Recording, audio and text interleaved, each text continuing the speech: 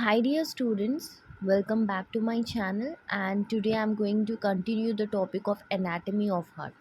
So before moving to the internal anatomy of heart, let us understand the difference between oxygenated and deoxygenated blood.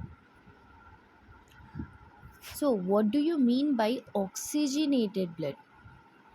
If a blood is oxygenated, what does it mean?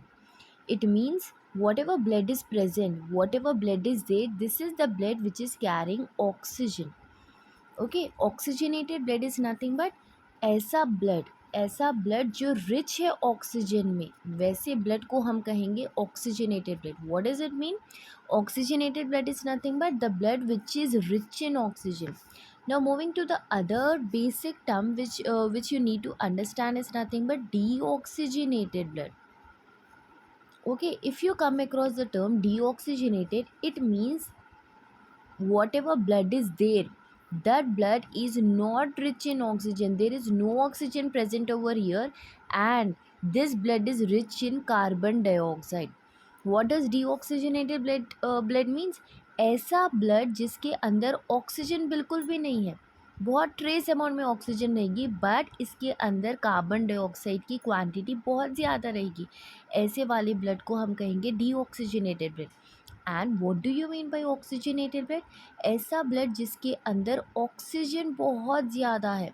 Oxygen rich blood जो है वो oxygenated रहेगा. अब term के हिसाब से ही हम समझ जाएंगे दैट ऑक्सीजनेटेड, ऑक्सीजन स्टार्टिंग में आपको जो टर्म आ रहा है ऑक्सीजन, इट मीन्स ऐसा ब्लड जिसके अंदर ऑक्सीजन है. Now moving to the other term, that is nothing but deoxygenated. D means removal of oxygen. There is no oxygen present in this type of blood, hence it is known as deoxygenated blood. As simple as that. Now let us move to the anatomy, internal anatomy of heart. So whatever oxygenated blood is there, okay, whatever oxygenated blood is there, it will first gain entry into the right atrium. Okay, from superior vena cava and from inferior vena cava. So these are the areas from where deoxygenated blood will gain entry into the right atrium. From where it is gaining entry? From inferior vena cava and from superior vena cava. These are the two areas from which deoxygenated blood is gaining entry. Let me draw it in a clear manner. Okay, what I am doing, I am separating the two parts of heart. That is, I am separating right as well as the left part of heart. So let me draw it now. So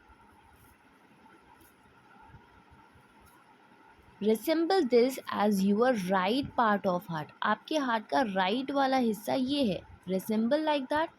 And let me draw the left heart.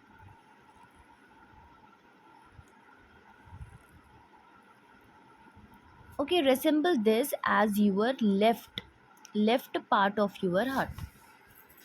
ये वाला हो गया आपका right side and ये वाला हो गया आपका left side.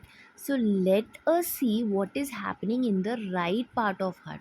So whatever deoxygenated blood is there, it will gain entry into this right. Where it will gain entry? It will gain entry into this right atria. So how many parts we have? We have 4 parts. This is nothing but right atria, and this is your right ventricle. This is your left atria. This is your left ventricle. So deoxygenated blood is nothing but ऐसा blood जिसके अंदर carbon dioxide की quantity ज़्यादा है and oxygen बिल्कुल भी नहीं है या फिर बहुत ट्रेस अमाउंट में है. ऐसे वाले ब्लड को हम कहेंगे deoxygenated blood. So whatever deoxygenated blood is there, it is gaining entry into this right atria. Okay, right atria में एंट्री गेन कर लिया. From right atria it will move obviously into right ventricle. जब right atria filled up हो जाएगा, जब पूरा blood इसके अंदर फिलअप हो जाएगा ना, उसके बाद जब एट्रिया में डीऑक्सीजनेटेड ब्लड की क्वांटिटी बहुत बढ़ जाएगी, तब वहाँ से डीऑक्सीजनेटेड ब्लड मूव होगा आपके राइट वेंट्रिकल में. So remember, deoxygenated blood will gain entry into the right part of heart. Okay, now let us understand using this diagram. Okay, inferior vena cava यहाँ पर एक है ना, inferior vena cava, and here you can see it is nothing but superior vena cava. And what is the difference between this inferior and superior vena cava? ये दो vena cava जो है, that is superior vena cava, superior vena cava and inferior vena cava, ये दो veins के through deoxygenated blood आपके right atria के अंदर फिलअप होगा. So why there is inferior and why there is different veins, that is superior vena cava क्यों है and inferior vena cava क्यों है? बिकॉज आपके हार्ट के नीचे वाले पार्ट्स, आपके हार्ट के नीचे वाले जो पार्ट्स हैं ना, वो जो डीऑक्सीजनेटेड ब्लड बनाएंगे वो एंट्री करेंगे आपके हार्ट में थ्रू इन्फीरियर वीना कावा. What I am saying, okay, आपका हार्ट है, यहाँ पर आपका हार्ट है, हार्ट के नीचे जो भी ऑर्गन्स रहेंगे, like that of liver, like that of pancreas, ये ऑर्गन्स जो डीऑक्सीजनेटेड ब्लड बनाएंगे, ये आपके हार्ट में एंट्री गेन करेंगे. कौन से वेन से एंट्री गेन करेंगे? It will gain entry through this inferior vena कावा.